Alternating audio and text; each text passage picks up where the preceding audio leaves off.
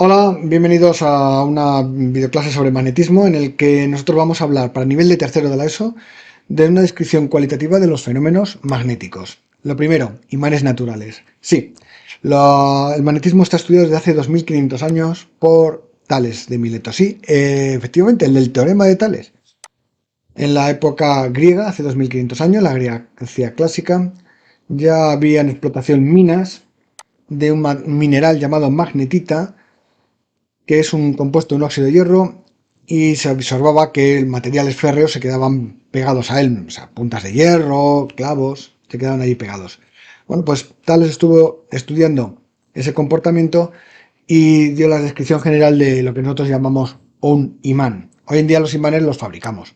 Entonces, un imán fabricado de hierro de una forma alargada, como una barrita como la que tenemos ahora en la imagen, encontramos que hay dos partes, dos extremos, con un comportamiento magnético, en lo que nosotros vamos a llamar polos, y una zona central llamada línea neutra, que es donde menos fenómenos magnéticos se observan. Quiero decir, que si cojo una aguja o un clavo de hierro, donde no se va a quedar pegado va a ser en la línea neutra, pero en los dos polos, en los dos extremos, es donde se va a quedar adherido con mayor intensidad.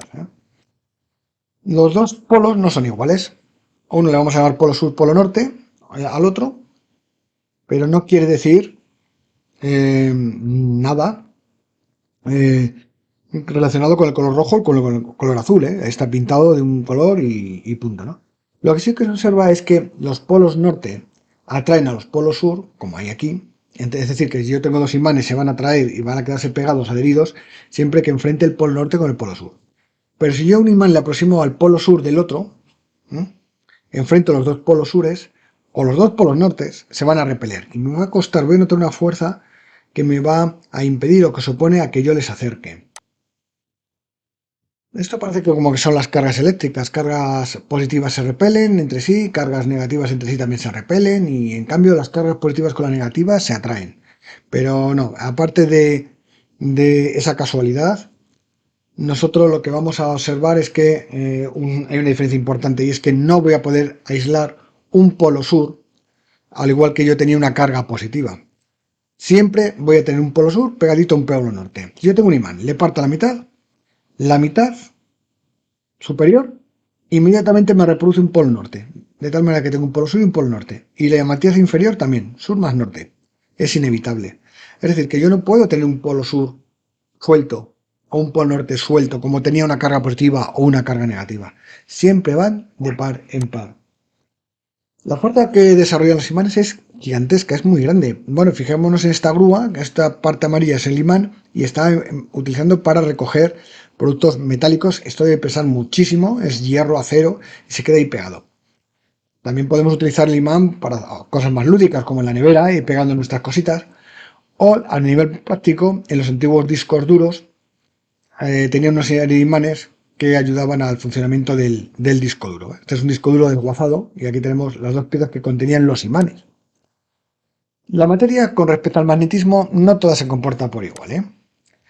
Bueno, estamos en un nivel de tercero de eso, vamos a tomar las definiciones con mucha ligereza y así vamos a hablar de los materiales que llamamos paramagnéticos, que son aquellos que son atraídos por el imán. Yo tengo aquí un imán con su polo norte y su polo sur, rojo-amarillo.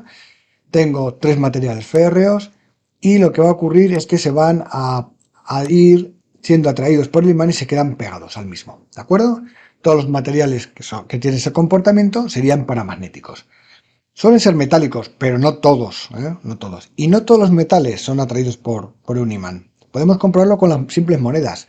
Las monedas de cobre son atraídas por el imán, las de 2 céntimos, pero de 20 céntimos no con tanta fuerza. ¿Por qué? Porque en su composición entre un metal que tiene un paramagnetismo muy bajo. Hay otros materiales que son no magnéticos, vamos a dejarlo ahí, no magnéticos, y no son atraídos por el imán. Por ejemplo, el plástico, estos bolígrafos. No son atraídos por el imán, los puedo dejar ahí que no se van a ir deslizándose hacia el imán. ¿Cuál es el aparatito, instrumento típico de magnetismo que todos deberíamos conocer? La brújula. La brújula que siempre apunta al norte. ¿La brújula qué es? Pues es esta aguja que tengo aquí, que está imantada y que es flotante. Se puede mover, puede girar. Es muy ligera y está sostenida por un pequeño soporte de tal manera que puede girar. Y siempre uno de sus extremos va a apuntar al norte.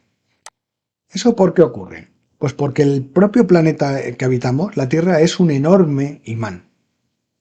Es un imán con su polo sur en la parte norte del planeta. A ver, quiero decir, la idea es esta.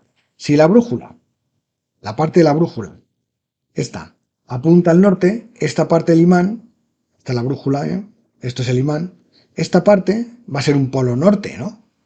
Va a indicarme en la zona norte va a ser el polo norte. Pues si está apuntando al polo norte es porque se siente atraído por un polo sur magnético. Entonces, en la zona norte del planeta lo que hay es un polo sur magnético. ¿Y por qué ocurre eso? Pues porque en el núcleo de la Tierra, en el interior de la Tierra, hay una zona fundida de metal predominantemente hierro que se comporta como un gigantesco imán. Por cierto, una curiosidad. El polo norte, el polo sur, perdón, magnético, no está justo encima del polo norte. El polo magnético está no centrado, está en la zona de Canadá y además se está moviendo cada vez más deprisa y se mueve, fijaros qué viajecito se ha llevado. El campo magnético de la Tierra nos protege a la vida, porque si no, todas las fuentes de electrones, protones y partículas que salen del Sol en su funcionamiento habitual impactarían en la Tierra y la dejarían calcinada. Entonces el magnetismo lo que hace es crear un campo magnético que actúa como si fuera un escudo y desvía todas esas partículas. Hay un par de agujeritos justo en los polos de la Tierra que dejan penetrar esas partículas y esas partículas cuando entran impactan con la atmósfera y excitan los átomos y moléculas de la misma generando las auroras boreales como las que veis aquí en esta fantástica imagen. Claro, dirás, está todo nevado, claro, es que tiene que estar esto, solo se ve en los polos, o en zonas cercanas. ¿Cómo podemos fabricar nosotros un imán? Bueno, pues un imán lo podemos fabricar simplemente, bueno, hay muchas maneras, lo podéis mirar en internet, porque he visto una que consiste en dar golpes con un martillo, pero bueno, la más fácil. Cogemos un material metálico y con un imán frotamos. Claro, si el imán es muy ligero o un poco potente, pues tenemos que frotar mucho. Si el imán es fuerte, intenso, uno de estos de neodimio que venden por ahí, bueno, pues con poco que frotemos, el objeto metálico de hierro, lo que va a ocurrir es que se va a quedar imantado. Y podemos hacer que este material, vamos a ver inmediatamente cuando le separemos el imán, que también atraerá a pequeñas tuercas, a agujas, alfileres.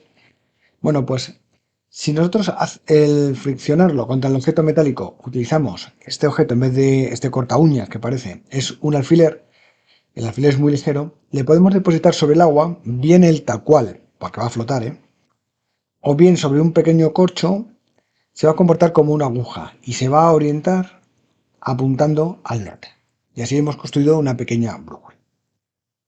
Hay otra manera que es fabricar un electroimán, pero eso lo dejamos para otro vídeo, otro día y otra práctica.